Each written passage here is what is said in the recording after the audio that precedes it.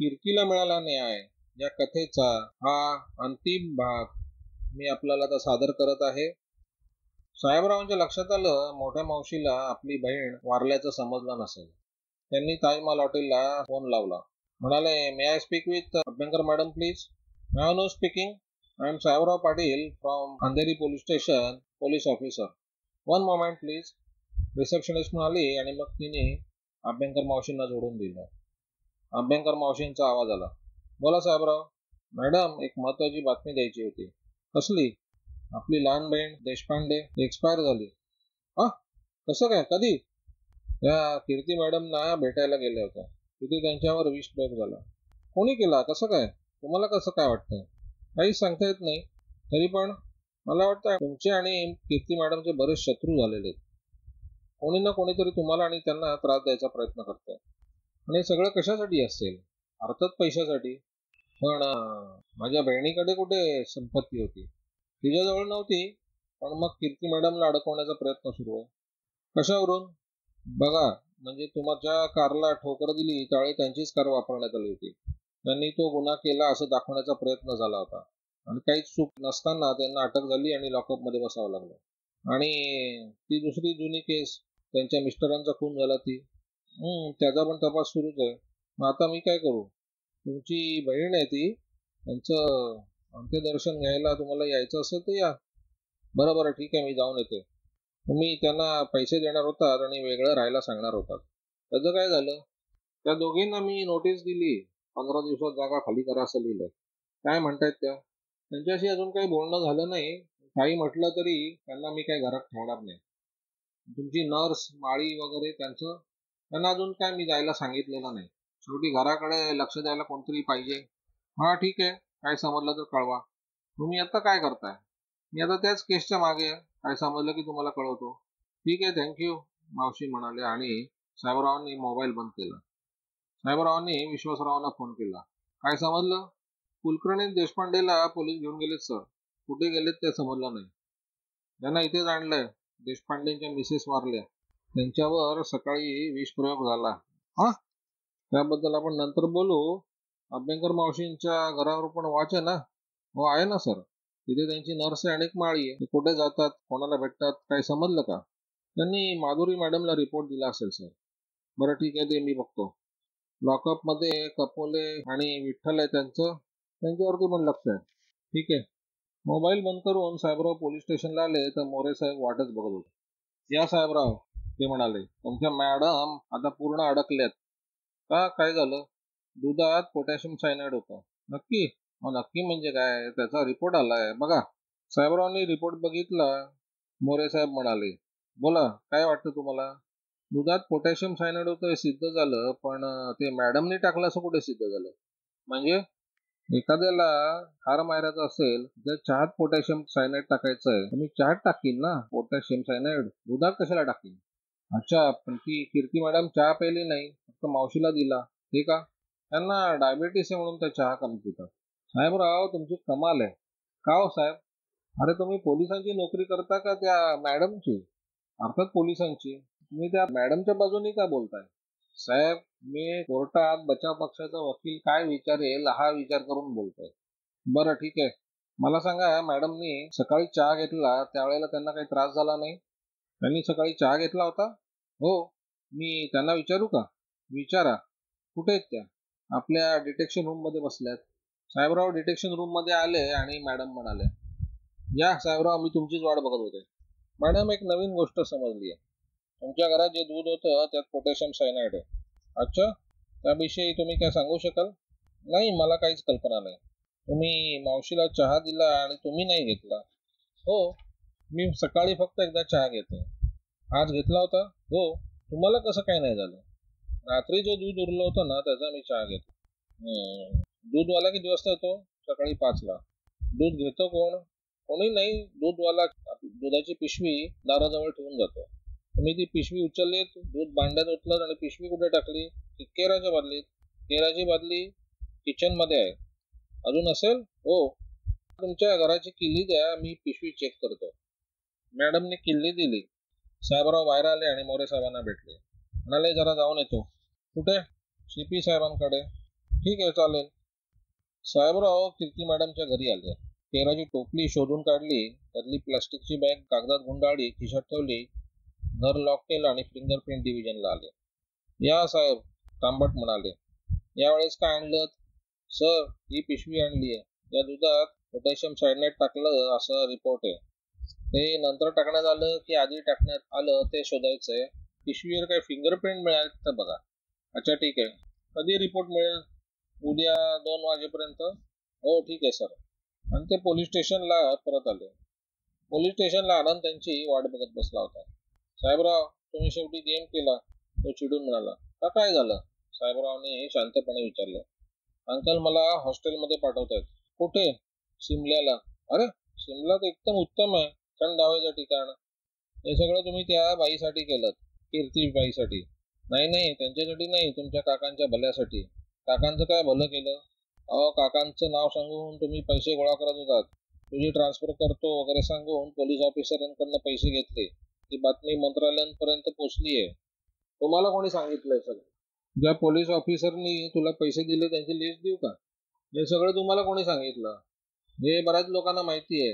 हे आमचे इन्फॉर्मर पण असतात. साहेब हाकलून येणार होते, पण मीच सांगितलं. तरुण पोरगा आहे, त्याचं आयुष्य वाया जाईल. याशिवाय अजून बऱ्याच गोष्टीचा तपास सुरू आहे. त्यात जर तू अडकलास ना तर साहेब पण नाही सोडू शकणार. कोणत्या गोष्टीत? ते पॉयझन वगैरे? आनंद विचार करायला लागला. ते बघून साहेबराव म्हणाले, तुझा हात तर नाही ना यात? नाही नाही, मी कोणाला विष देईन? तुझा कीर्ती मॅडमवर राग आहे म्हणून.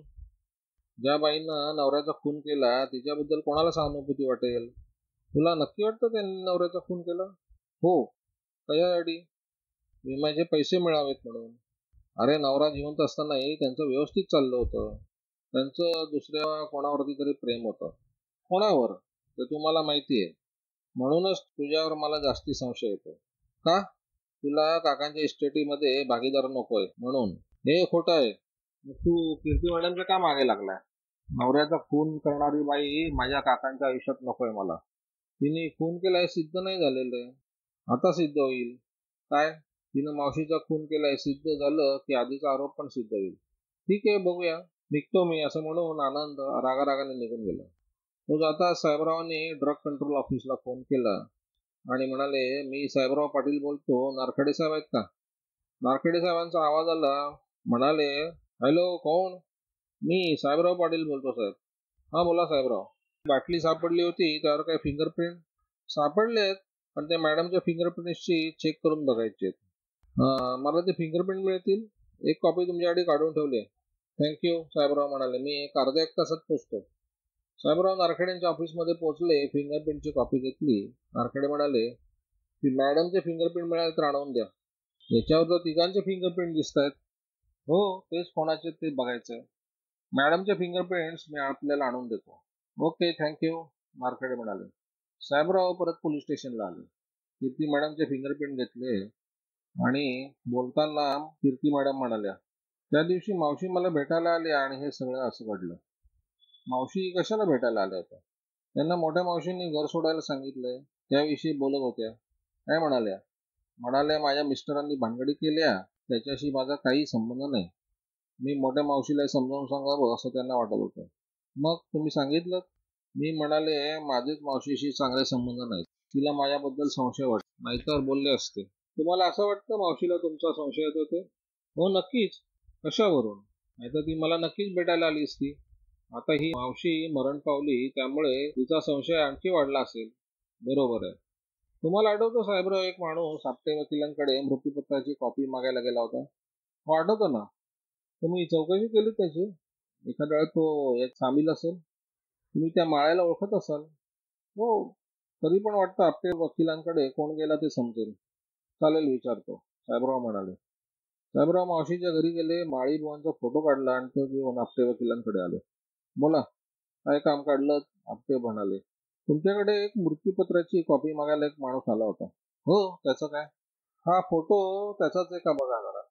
आपटे वकिलांनी फोटो बघितला. नाही नाही, हा वेगळाच आहे कोणतरी.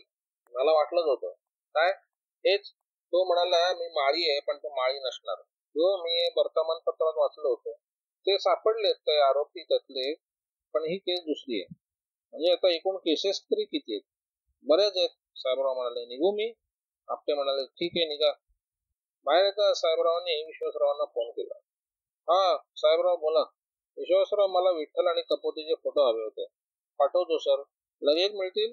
हो, पोलीस स्टेशन मध्ये काढले आहेत, तेच पाठवतो. चालेल, जमलं तर स्वतः घेऊन या. काही क्लू मिळण्याची शक्यता आहे. Yes sir. तुझं काय पोझिशन आहे? देशपांडेंच्या मिसेस एक्सपायर झाल्यामुळे त्यांना आणि कुलकर्णींना पोलीस मुंबईला घेऊन गेले. ते उद्या परततील. आणि बाकीचे? त्यांना बऱ्याच लेडीज भेटायला येतात सर. ते सर्वांचे फोटो काढून ठेवलेत. या लेडीज कोण असतील? त्यांच्या बहिणी, बायका वगैरे असाव्यात. जमलं तर ते फोटो पण आणा. Yes sir. साहेबरावांनी मोबाईल स्विच ऑफ केला. त्यांना आठवलं दुधाची पिशवी चेकिंगला दिली होती, तो रिपोर्ट उद्या मिळणार होता. साहेबराव घरी आले, जेवण केलं आणि झोपले. दुसऱ्या दिवशी साहेबराव आपटे वकिलांना भेटायला आले. त्यांनी मिळालेले विठ्ठल आणि कपोतीचे फोटो दाखवले. कपोतेचा फोटो आपट्यांनी ओळखला. ते म्हणाले, हा बघा, हाच मृत्यूपत्राची कॉपी मागायला आला होता. कपोतेने एवढे गुन्हे केले होते की हा एकदम शुल्लक होता. देशपांडे किंवा कुलकर्णींनी त्यांना कॉपी आणायला पाठवला असणार. कीर्ती मॅडमच्या घरात सायनाईडची बाटली सापडली त्यावेळेला कपोते जेलमध्ये होता. साहेबराव परत इगतपुरीला पोहोचले. कपोते, तू माझ्याशी खोटं बोललास. कशाबद्दल साहेब? तू आपटे वकिलांकडे मृत्यूपत्राची कॉपी मागायला गेला होतास. त्यांना सांगितलं मी अभ्यंकर मॅडमचा माळी आहे म्हणून. हो साहेब, गेलो होतो. तुम्हाला विसरलो सांगायचं. तू कीर्ती मॅडमच्या घरात पोटॅशियम सायनाईडची बाटली ठेवलीस? नाही साहेब, मी नाही ठेवली. मग कोणी? आई शपथ, नाही माहिती मला साहेब. खरं सांगतो साहेब, तुम्ही मला पैसे देणार आहात, माफीचा साक्षीदार बनवणार आहात, मग खोटं कशाला बोलेल? तू टायपरायडर आणि स्टेशनरी चोरली? हो साहेब. त्याच वेळी बाटली का नाही ठेवलीस? सांगितलं असतं तर ठेवली असती साहेब. मी सांगितलंच नाही.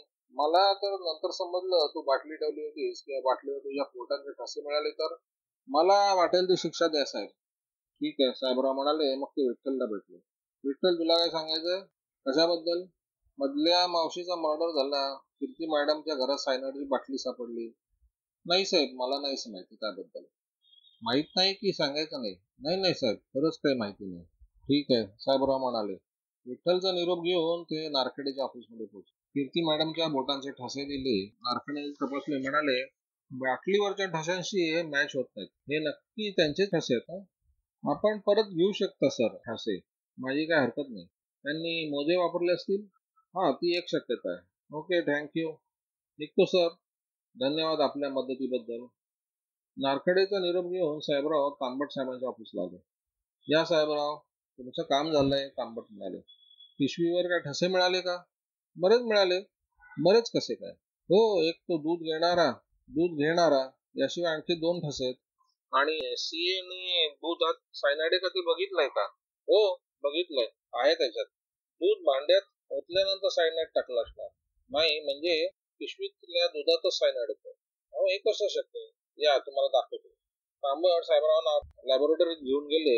पिशवी मायक्रोस्कोप खाली दाखवली. बघा, इथे एक बारीक भोक दिसतंय. हो, कोणीतरी इंजेक्शनच्या बारीक सुईने यात सायनाइड सोडलंय. का? कारण ते कोणी सोडलंय हे लक्षात येऊ नये म्हणून. हो, थँक्यू व्हेरी मच, साहेबराव म्हणाले. ते बाहेर आले आणि कीर्ती मॅडमना फोन केला. मॅडम, तुम्ही कुठे आहात? मी घरी आहे. घरी? तुमचे व्यवहारे वकील आले होते, त्यांनी जामिनावर सोडवलं. अच्छा, मी घरी येतोय, तुम्ही कुठे जाऊ नका. या, मी घरीच आहे. थोड्याच वेळात साहेब मॅडमच्या घरी आले. मॅडम, मी त्या सायनाईडची चौकशी करत होतो. हो, काल दिवसभर तेच चालू होतं ना. बोला. तुमच्या घरी दूधवाला किती वाजता येतो? माहित नाही. म्हणजे मी झोपून उठल्यावर दरवाजा उघडतो. दुधाची पिशवी दरवाजाच्या कडीला अडकवलेली असते. तुमचा दूधवाला कुठे? आमच्या बिल्डिंगच्या बाजूला डेअरी होती ते. ठीक आहे, भेटतो त्याला. काय झालं ते सांगाल की नाही? पिशवीत सायनाइड होतं. ते दूधवाल्याने टाकलं की काय याची चौकशी करायची होती. अच्छा, ठीक आहे. तुमचा काय प्रोग्राम आहे? उद्या मला कोर्टात हजर करणार आहेत. जामीन मिळाला तर ठीक आहे, नाही तर लॉकअप आहेच. अच्छा, ठीक आहे, मी येतो चौकशी करून. साहेबराव जवळच्या डेअरीमध्ये आले. मालक कोण आहे? मी आहे साहेब. काय काम आहे? मी साहेबराव पाटील, क्राईम ब्रांचमधून आलो. बोला साहेब, तुम्हाला अटक करायची. का? काय झालं? तुम्ही सप्लाय केलेल्या दुधात सायनाइड आढळलं. शक्यच नाही साहेब. काय नाही शक्य? मी सायनाइड मिक्स केलं असतं तर 200-400 लोक मेले असते. तुम्ही दिलेल्या दुधाच्या पिशवीत सायनाइड होतं. माझ्यावर पुरावा आहे. आम्ही दूध दिल्यानंतर कोणीतरी टाकलं असेल साहेब. कीर्ती मॅडम कडे कोण घेऊन जातं? मालकानं हात मारले. बाळू, एक 15-16 वर्षाचा मुलगा येऊन उभा राहिला. त्या कीर्ती मॅडम कडे तू दूध टाकतो? हो साहेब. किती वाजता? 5:30ला. पिशवी त्याच घेतात का? नाही साहेब. मग? दाराच्या कडेला अडकवून ठेवलेले असते. एक प्रश्न विचारतो. बोला ना साहेब. बाळू, तू जी पिशवी दिली होती त्यात काही विष मिसळलं होतं? तुला मी अटक करू शकतो हा? मला सांग खरं काय ते. मी नाही साहेब. मी कशाला विष मिसळू? नाही, मला नाही माहिती साहेब. मी नाही काय केलं. चल गाडीत बस. कशाला साहेब? चल मग सांगतो तुला काय ते. 1 मिनिट साहेब, बाळू म्हणाला. मी दूध टाकून येत होतो तेव्हा एक बाई मला कीर्ती मॅडमच्या दरवाजाजवळ दिसली. तिनंच काहीतरी केलं असेल. कशावरून? एवढ्या पहाटे ती बाई तिथं काय करते याचं मला आश्चर्य वाटत होतं. किती वर्षाची बाई होती? 40-45 वर्षाची. बघितलं तर ओळखशील का? हो साहेब. साहेबरावांनी कारमधून फाईल काढली आणि अभ्यंकर मावशींकडे असलेला नर्सचा फोटो दाखवला. ही बाई होती का? हो हो साहेब, हीच. नक्की? साहेबराव डेअरीच्या मालकाला म्हणाले. हा महत्वाचा साक्षीदार आहे. हा कुठे जाता कामा नाही, नाहीतर मी तुम्हाला अटक करून टाकेन. साहेब, डेअरीचा मालक म्हणाला, ही भानगड मिटवून टाका ना. माझ्या डेअरीची बदनामी होईल. नाही नाही, हे मिटवता येणार नाही. आणि पैसे वगैरे देऊन तर अजिबातच नाही. हा पोरगा पळाला नाही पाहिजे. एका बाईचा मर्डर झालाय म्हणून सांगतोय. मी आता याला कुठे सांभाळत बसू? तुम्ही घेऊन जा ना साहेब याला. चल बाळू, गाडीत बस. साहेब, माझी काय चूक काय? बाळू, तुला काही त्रास होणार नाही. मदत केली तर बक्षीस मिळेल. हुशारी केलीस तर नाही नाही नाही, मी मदत करीन ना साहेब, पण मला मारू नका. तुला कशाला मारतो? त्या बाईला ओळखण्यापुरता तुला नेतो. ठीक आहे सर. थोड्याच वेळा साहेबराव बाळूला घेऊन अभ्यंकर मावशींच्या घरी पोहोचले. माळाला विचारलं, सिस्टर आठवले कुठे आहेत? त्या स्वयंपाक करतात सर. हा, स्वयंपाक का? आधी विठ्ठल करायचा स्वयंपाक, आता तो जेलमध्ये, त्यामुळे हल्ली त्याच स्वयंपाक करतात. त्या अभ्यंकर मावशी गायब झाल्या तरी तुम्ही प्रामाणिकपणे काम करतायत. मॅडमचा फोन आला होता सर. काय फोन आला होता? त्या म्हणल्या तुम्ही गार्डनचं काम सुरू ठेवा आणि आतलं आठवले बघेल. आठवले कोण? या सिस्टर. आणि घराची साफसफाई कोण करतं? त्यासाठी एक बाई येते. मॅडम लवकरच इथे राहायला येणार आहेत. बंगला चक्काचक करून ठेवा. होय साहेब, माळी म्हणाला. जरा सिस्टरना बोलवा. माळी सिस्टरला बोलवायला गेले आणि साहेबराव बाळूला म्हणाले, बाळू तू गाडीत बस. ती बाई खाली येईल. तिला बघ, मग मला सांग तीच आहे का? हो साहेब. सिस्टर आठवले आल्या. या सर, सिस्टर हसून स्वागत करत म्हणाल्या. आज काय काम? काय नाही, तहान लागली होती, पाणी हवं होतं. माळीबुवांचे हात खराब आहेत म्हणून तुम्हाला सांगितलं. बरं बरं, 1 मिनिट आले हा, सिस्टर म्हणाले आणि पाणी घेऊन आले. साहेबरावांनी ग्लास रुमालात घेतला. पाणी प्यायले, ग्लास कारमध्ये ठेवला. साहेब, सिस्टर म्हणाला, तुम्ही ग्लास कारमध्ये ठेवला? हो, माझ्याजवळ बाटली आहे पण ग्लास विसरलो. नंतर परत करेन, चालेल ना? हो चालेल ना. साहेबराव कारमध्ये येऊन बसले. बाळूला म्हणाले, बाळू काय म्हणतो? सर, हीच ती बाई. नक्की? आई शपथ साहेब. साहेबराव कारमधून उतरले. सिस्टरला म्हणाले, मी तुम्हाला सांगायचं विसरलो. मी मॅडमला भेटायला जातोय, तुम्ही येताय का? चालेल ना, सिस्टर म्हणाले.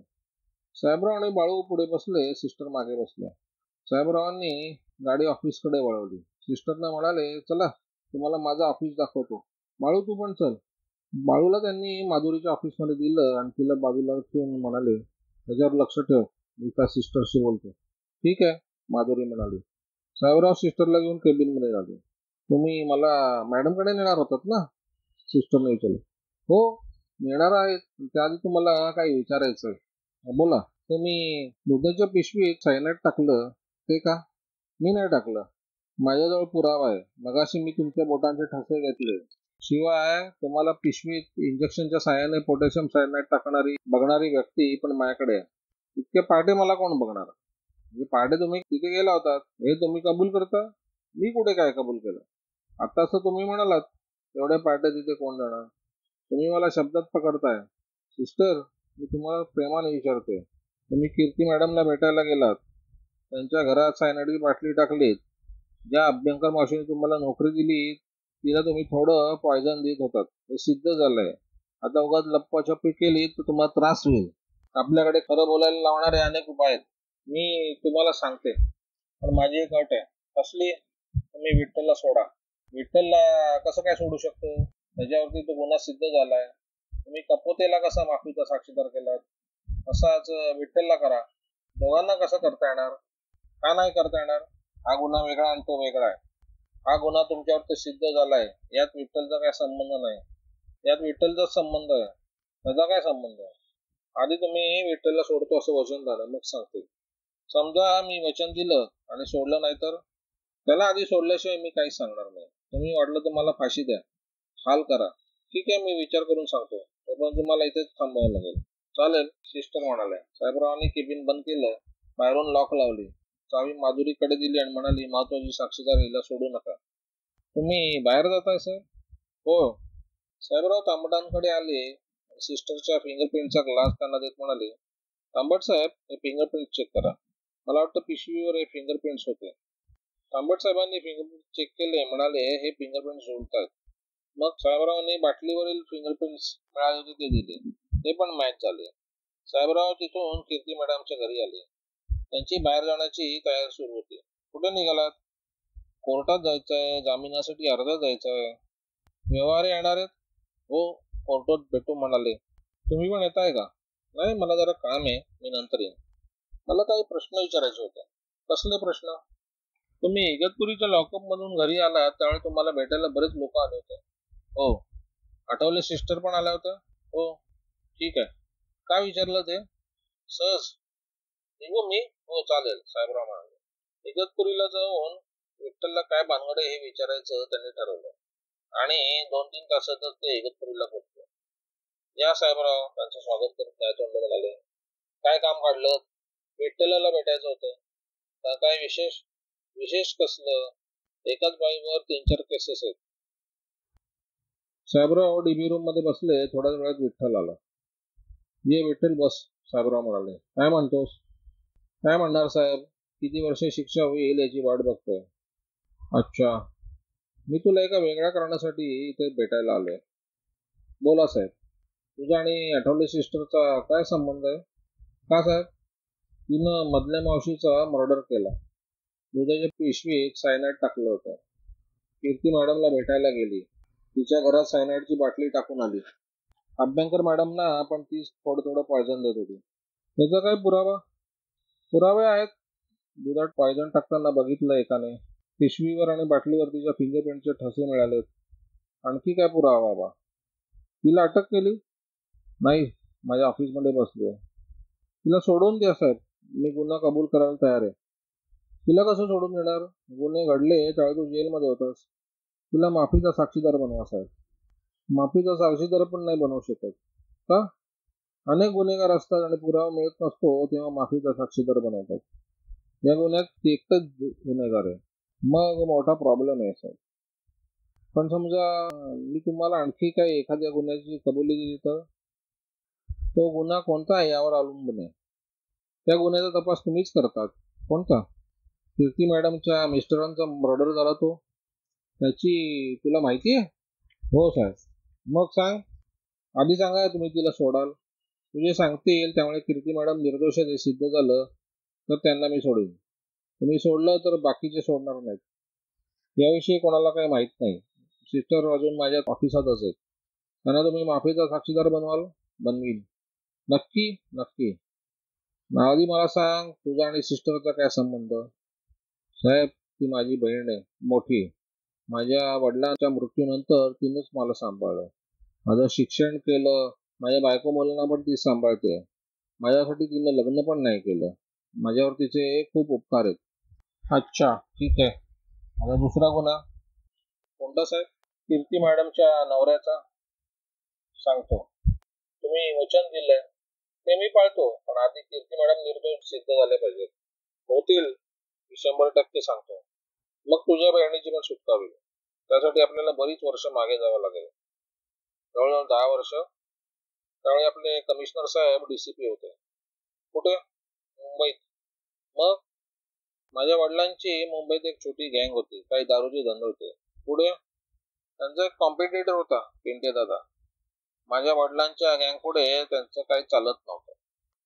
मग आणि तुमच्या कमिशनरला माझ्या वडिलांची सुपारी दिली. मग तुमच्या कमिशनरनं माझ्या वडिलांना अटक केली. त्यांनी पोलिसांवर हल्ला केला असं खोटं सांगून त्यांचा एन्काउंटर केला. तुला कसं समजलं? त्याच्यासोबत जो इन्स्पेक्टर होता त्यानंच मला सांगितलं. मग या केसचा कीर्ती मॅडमच्या केसशी काय संबंध? तेच सांगतो साहेब. वडील मरण पावल्यावर मी आणि माझी बहीण दोघांची परिस्थिती वाईट झाली. पिंट्या दादांनी सगळे धंदे बळकावले. बहिणीनं नर्सिंगचा कोर्स केला. नोकरी करायला सुरुवात केली. त्यावेळी मी शिकत होतो. ड्रायव्हिंग शिकलो, कुकिंगचा कोर्स केला. मी आणि माझी बहीण त्या DCP ला विसरलो नाही. मग काही वर्षांनी मला कुकचं काम मिळालं त्यांच्याकडे. CP साहेबांना चिकन बिर्याणी फार आवडायची. त्या दिवशी त्यांच्याकडे सर आणि मिसेस सरदेसाई जेवायला येणार होते. म्हणजे कीर्ती मॅडम आणि त्यांचे मिस्टर? होय. मग त्या दिवशी मी चिकन बिर्याणी केली. CP साहेबांना थोडी जास्त बिर्याणी दिली. त्यात उंदराचं विष कालवलं. त्या दिवशी CP साहेबांच्या ऑफिसात पार्टी होती. ते नाश्ता करून आले होते. ते म्हणाले, मला एवढी बिर्याणी नको.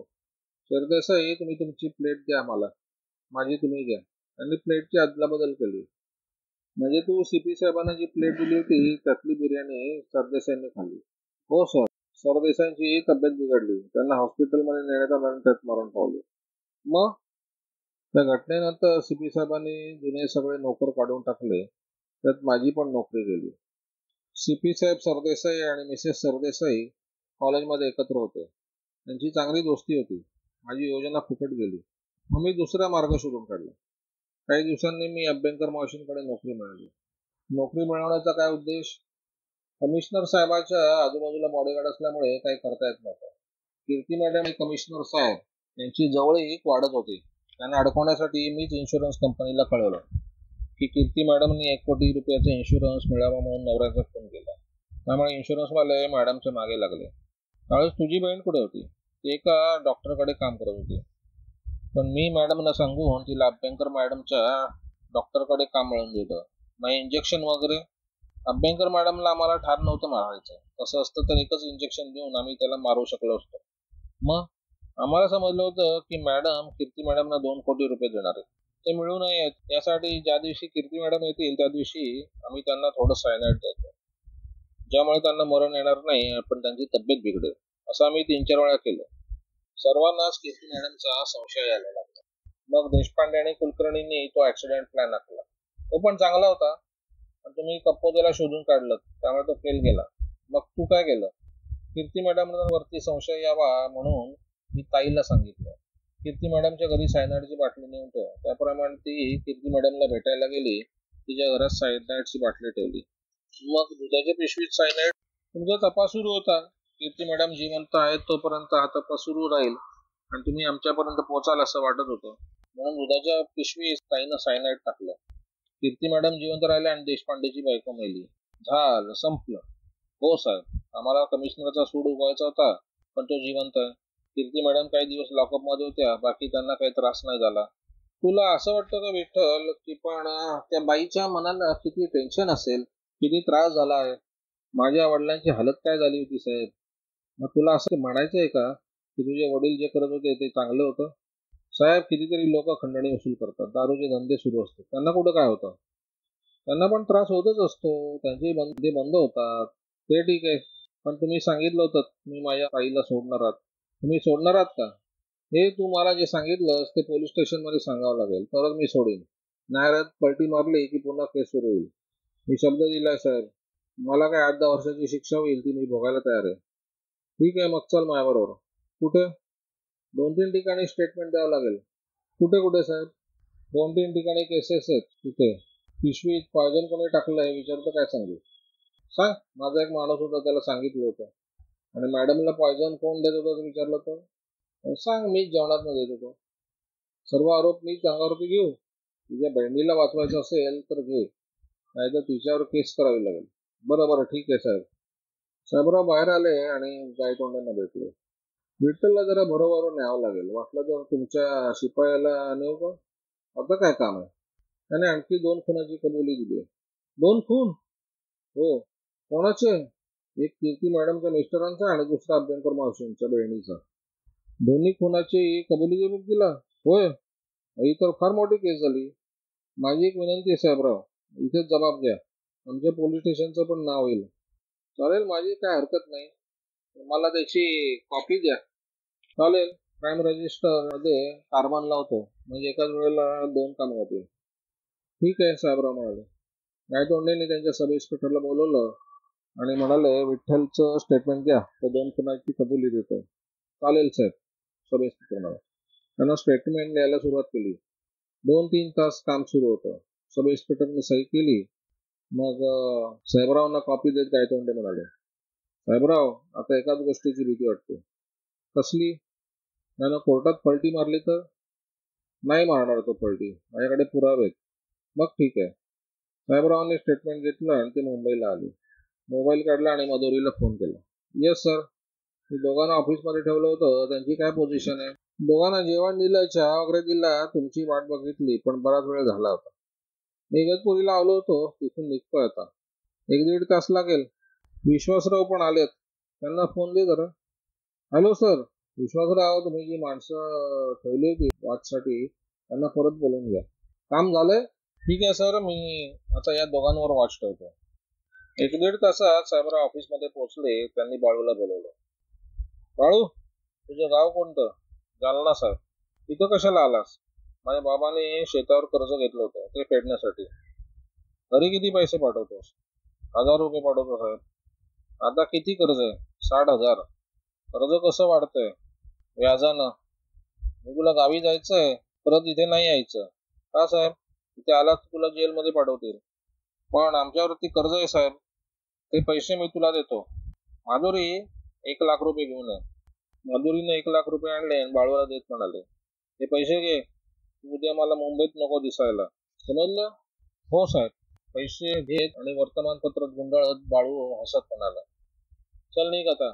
बाळू पुढे आला आणि साहेबरावांचे पाय धरले. साहेब, आपण आमची काळजीच मिटवली. बरोबर, ठीक आहे. या पैशाबद्दल इथे कोणाला बोलू नकोस. मालकाचं सांग पोलिसांची लफडी आहेत म्हणून परत जातो म्हणून.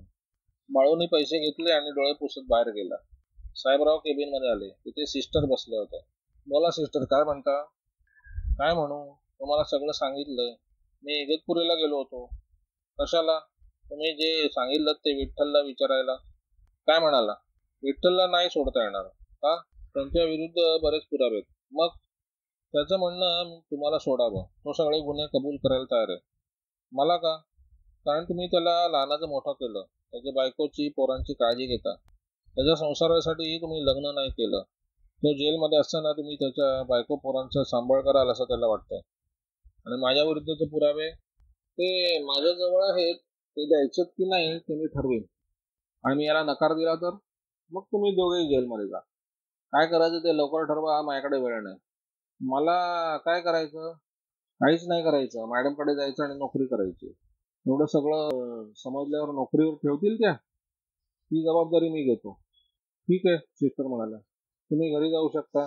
सिस्टर गेल्यावर साहेबरावांनी माधुरी आणि विश्वासरावांना बोलावलं आणि इगतपुरीला काय झालं ते सांगितलं. म्हणजे आता सगळ्या केस सॉल्व्ह झाल्या म्हणायच्या.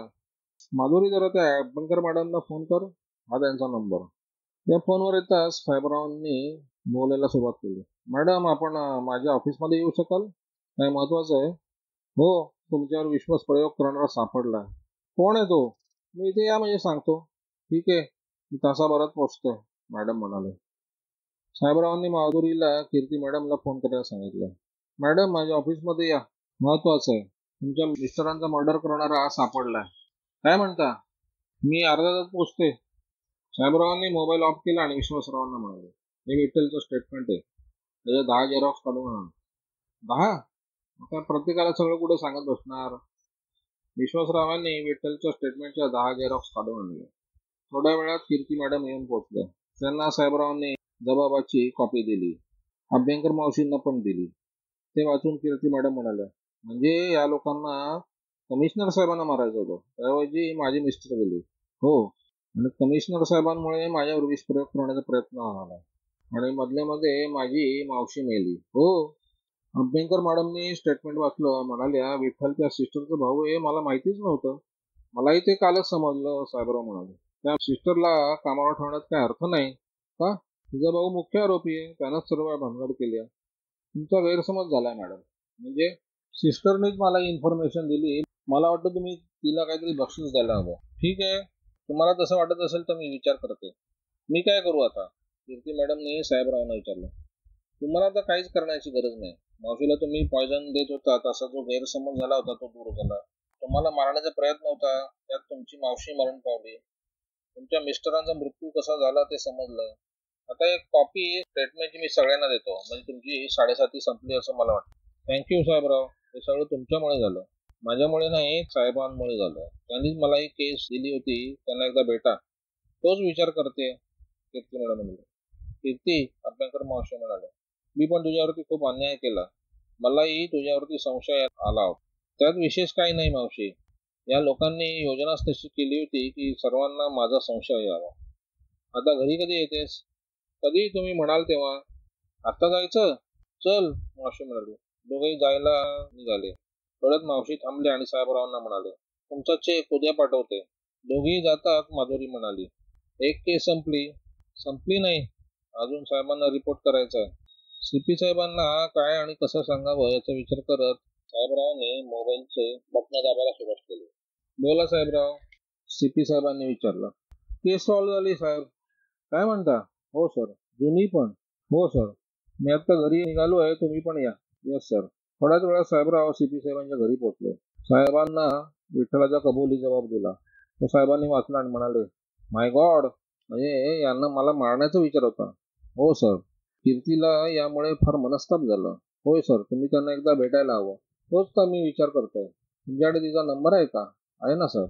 तिला जरा फोन लावा. साहेबरावांनी फोन लावला आणि कीर्ती मॅडमचा आवाज येतात ते म्हणाले, मॅडम, मी साहेबराव. सीपी साहेबांना बोलायचंय तुमच्याशी. साहेबरावांनी मोबाईल सीपी साहेबांना दिला. हॅलो, कशी आहेस कीर्ती? बरी आहे सर. अरे सर, सर काय म्हणते? मागे तर प्रभाकर म्हणायचीस. बरी आहे प्रभाकर, थँक्यू. कशाबद्दल? साहेबरावासारखा चांगला ऑफिसर दिला म्हणून मी आज तुझ्याशी बोलू शकते.